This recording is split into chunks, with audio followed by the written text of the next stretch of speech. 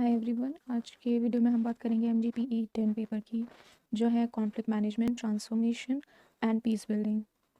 तो पहला टॉपिक है कॉन्फ्लिक्ट ट्रायंगल। ये योहान गाल्टो ने दिया था, इसको ABC ट्रायंगल भी बोलते हैं। इसमें वो एक ट्रायंगल के द्वारा से कॉन्फ्लिक्ट सिचुएशन को समझाने की कोशिश करते हैं कि उसमें इन्वॉल्व फैक्टर्स क्या होते हैं। जैसे ए फॉर वो रखते हैं एटीट्यूड्स, जिसमें फीलिंग्स ऑफ एंगर, ग्रीड वगैरह आते हैं कॉन्फ्लिक्टिंग पार्टीज़ के। फिर उन एटीट्यूड्स से डिक्टेट होकर हमारा बिहेवियर जो है मोटिवेट हो जाते हैं कि हम जैसे एक्शंस वगैरह लेते हैं वो एटीट्यूड से ही इन्फ्लुएंस होकर हम लेते हैं। और उसके बाद इन दोनों जब हम एक्शंस लेते हैं ना based on our attitudes in that gives rise to a conflict situation, that is C contradictions, because contradictions हो जाती हैं when two conflicting parties have two different incompatible goals to achieve. तो वो जो टकरार है उसको कॉन्ट्रडिक्शन बोलते हैं, सी में आ जाती है। इसको कॉन्फ्लिक्ट सिचुएशन भी बोल सकते हैं। तो दूसरा है कॉन्फ्लिक्ट्स साइक्लिक होते हैं और डायलैक्टिकल होते हैं। जो साइक्लिक बोलते हैं वो मानते हैं कि ये एक क्लॉकवाइज पैटर्न जो है फॉलो करते हैं। तो हर एक सोशल चेंज या कॉन्फ्लिक्ट जो है इसके स्टेजेस होते हैं और सबको पता होते हैं कि अगला स्टेज क्या होने वाला है, और जो नया स्टेज होता है वो पिछले के इन्फ्लुएंस से होकर के बनता है। इब्न खल्दून बोलते हैं कि जो ये साइक्लिक चेंज होता है इसमें 3 स्टेजेस होते हैं। पहला ग्रोथ, फिर डेवलपमेंट और फिर डीके। हर एक स्टेज 40 साल का होता है और 120 साल में एक जो पैटर्न है वो कंप्लीट हो जाता है, और फिर ये सेम पैटर्न जो है फॉलो होता है नेक्स्ट साइकिल में, और हर 120 साल में नया साइकिल जो है शुरू हो जाता है। जो बिलीव करते हैं डायलैक्टिकल में वो मार्क्स और हीगल के फॉलोअर्स हैं, क्योंकि वो उन्होंने ही डायलैक्टिकल मटीरियलिज्म का भी कॉन्सेप्ट दिया था।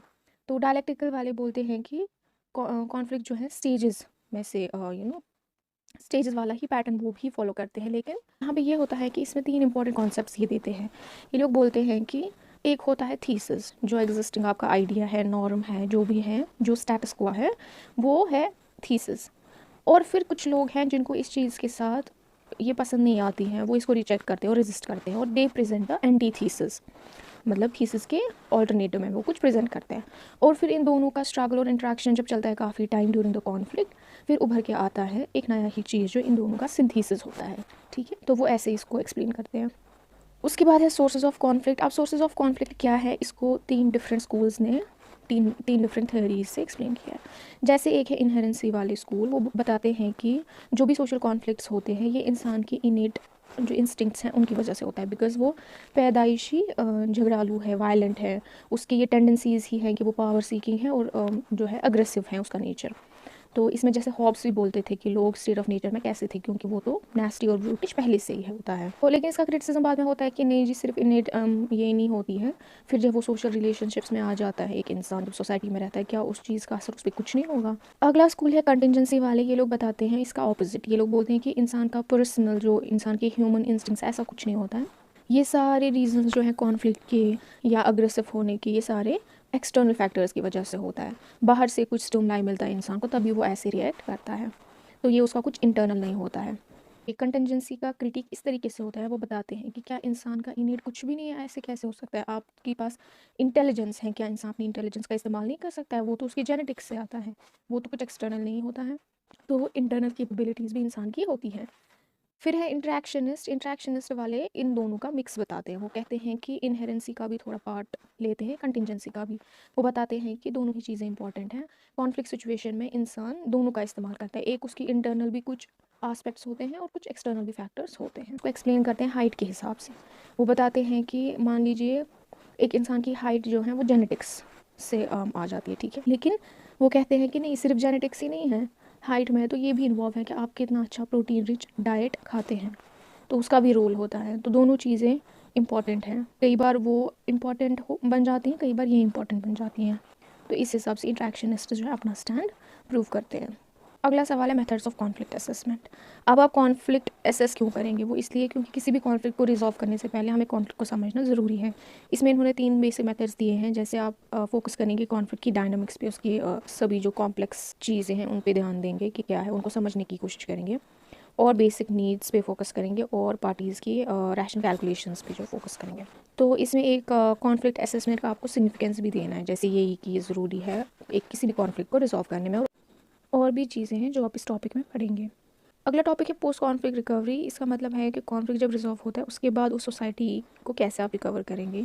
वहाँ पे कई सारे एफर्ट्स देने पड़ते हैं उस टर्न आउट सोसाइटी को बेटर करने में, ताकि वो जो अभी अभी का पीस जो अचीव हुआ है उसको हम कैसे लॉन्ग लास्टिंग बनाएंगे। तो वहाँ के जो स्ट्रक्चर्स हैं उस नेशन के, उनको डेवलप करना पड़ता है। वहाँ की जो सोशो इकोनॉमिक और पॉलिटिकल इंस्टीट्यूशंस हैं उन सब को बेहतर करना पड़ता है, ताकि रिलैप्स ना हो जाए हम फिर से कॉन्फ्लिक्ट सिचुएशन में। इसमें कई सारी इंटरनेशनल ऑर्गेनाइजेशंस का भी रोल होता है, तो जिसमें यूएन एक इम्पॉर्टेंट रोल प्ले करता है। उसकी कई सारी एजेंसीज़ हैं जो इन सिचुएशंस में काम करती है। जैसे हम देख सकते हैं यूएनएचसीआर, वो रेफ्यूजीज़ को देखता है, उन लोगों को देखता है जो डिस्प्लेस हो जाते हैं कॉन्फ्लिक्ट सिचुएशन में, तो उनकी देखभाल या उनको रिपैट्रिएट करना back to their home country, मतलब वो वापस लाना जब वो भाग जाते हैं अपनी कंट्री से, फिर उनको वापस रीसेटल करना अपनी कंट्री में। तो अगला सवाल है मेथड्स ऑफ कॉन्फ्लिक्ट मैनेजमेंट। अब कॉन्फ्लिक्ट मैनेजमेंट के कई सारे मेथड्स हो सकते हैं, जैसे यूनिलेटरल, बायलेटरल, मल्टीलेटरल। यूनिलेटरल में जब एक थ्रेट की वजह से एक कंट्री जो है कॉन्फ्लिक्ट सिचुएशन मैनेज कर सकती है। बायलेटरल होता है जब आप दोनों कंट्रीज़ एक साथ मिलकर बैठकर निगोशिएट करते हैं, कॉम्प्रोमाइज़ करते हैं और कॉन्फ्लिक्ट मैनेज करते हैं। मल्टीलेटरल होता है जब आप तीसरी पार्टी का सहारा लेकर के, जैसे मीडिएशन हो गया या आर्बिट्रेशन हो गया, उस थर्ड पार्टी की मदद से आप अपना कॉन्फ्लिक्ट जो है मैनेज करेंगे। इसमें मोड्स ऑफ कॉन्फ्लिक्ट मैनेजमेंट भी है, जिसमें आप देखेंगे दो दो तीन तीन लाइंस में लिखा होगा टेक्स्ट बुक पे, जैसे forcing, win win, compromising, withdrawing, ये सारे मोड्स ऑफ कॉन्फ्लिक्ट मैनेजमेंट है और इसका क्रिटिसिज्म भी हुआ है, वो भी आप देखिएगा।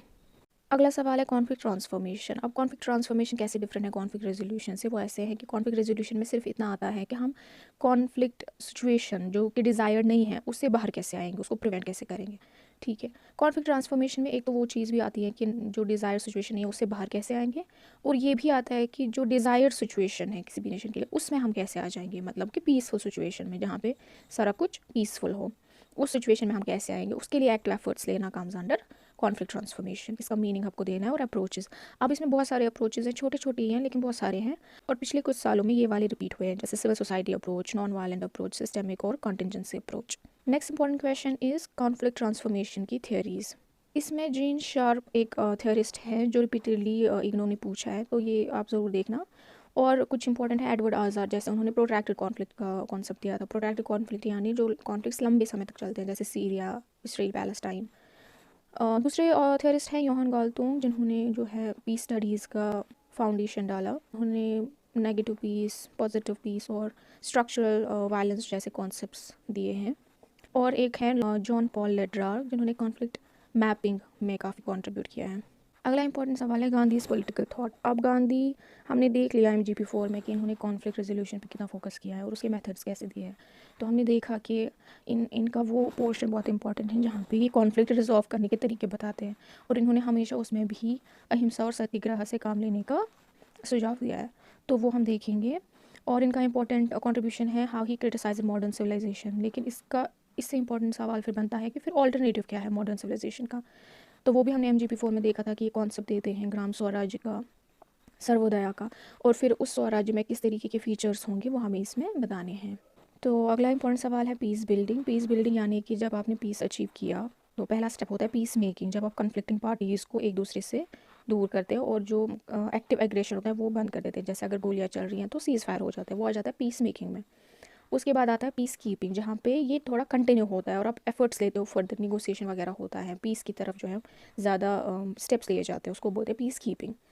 फिर आता है पीस बिल्डिंग, जहाँ पे आप और पॉजिटिव पीस डेवलप करने की जो है कोशिश करते हैं, जहाँ पे आप उस सोसाइटी को बिल्ड करने की कोशिश करते हैं, उनके सोशो इकोनॉमिक स्ट्रक्चर्स जो है, इंस्टीट्यूशन जो है उनको स्ट्रॉन्ग करते हैं, ताकि रिलैप्स फिर से ना हो जाए कॉन्फ्लिक्ट सिचुएशन में। इसमें काफ़ी काम होता है और इसको पोस्ट कॉन्फ्लिक्ट रिकंस्ट्रक्शन भी बोलते हैं। इसमें आपको केस पूछा जाता है कई बार अफ़गानिस्तान का, तो वो आप देख लेंगे, और तमिल जो श्रीलंका में सिन्हालाज और से तमिल हो गया था सिविल वॉर, और वहाँ का एक केस करेंगे पोस्ट कॉन्फ्लिक्ट कंस्ट्रक्शन के कॉन्टेक्स्ट में। I hope this helps. Thank you so much for watching.